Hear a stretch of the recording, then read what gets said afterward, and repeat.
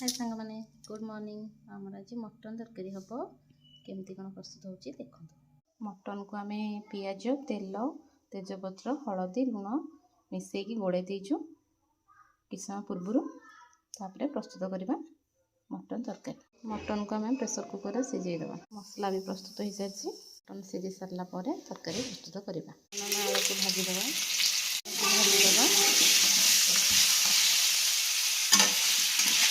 तो आम आलू भाजिकी काढ़ी दे गोटा मसला पड़ला।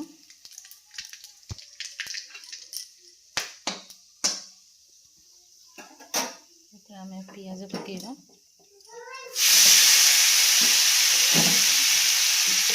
तो लंका भी पकेगा।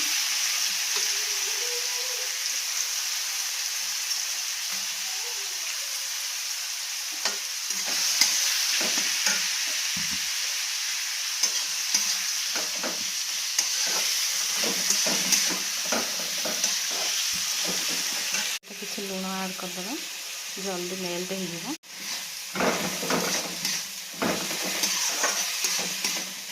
बर्तमान पियाज आसला रसुण पकेबा रसुण अदा पेस्ट। बर्तमान अल्प किसी पानी ऐड करवा। बर्तमान मसला प्रस्तुत हो गला। मटन पकेबा। मटन पकई सारा भजा देथिबा आलू को पकईदेवा। भल भाव में गोलैदेवा। चिकेन कषि गला